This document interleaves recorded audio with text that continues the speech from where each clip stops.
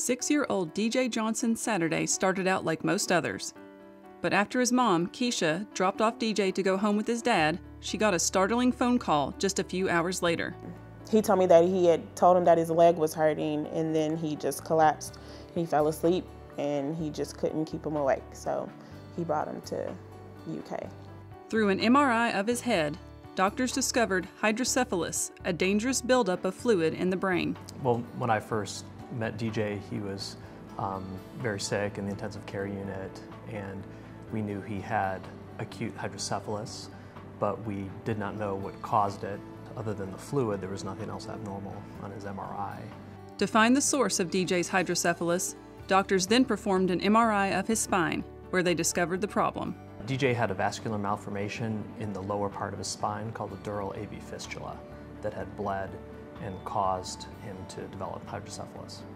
I've seen dural AV fistulas before, but I had never seen one present in that way.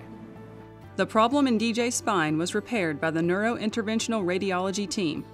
But later, Dr. Miller noticed that suddenly DJ couldn't speak or move on his right side. Vasospasm in his brain had caused a stroke. DJ received an emergency angioplasty to relieve the spasm. We have both the adult and children's hospital under one roof, so in cases like DJ's where we need emergency access to a certain specialty, everything's in the same building.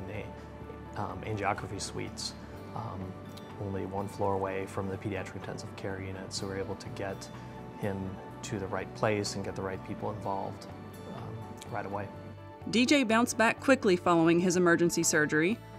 1 month after he first arrived at UK, he was released from the hospital and spent several weeks in rehabilitation therapy.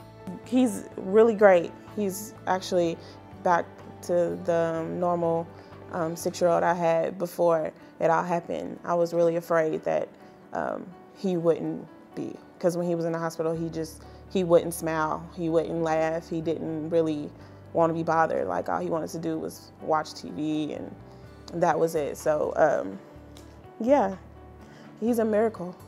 So I had not seen DJ since he had left the hospital, and he was a different kid back then.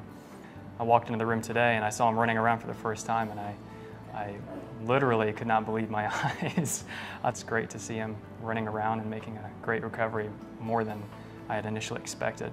It's incredibly satisfying. I mean, I worried a lot about DJ when he was in the hospital, and in a case like this where no one's ever seen it before, there's not a clear expectation of what could happen next. So to see things work out as well as they did is just awesome. Now, DJ and his family are planning for his next big milestone, his 7th birthday. It means everything to me to see him turn 7, because I'm a religious person, but my faith was tested, like, a lot, especially like when he had the stroke. I mean, I didn't know what was gonna happen to my child, because I don't know what I would have did if I would have lost him. And DJ's experience has inspired the young boy to think ahead about what he'd like to be when he grows up. I want to be a Power Ranger. A Power Ranger, all right. But what did you say you really wanted to be? What'd you tell me? A doctor? I really want to be a Power Ranger. Okay.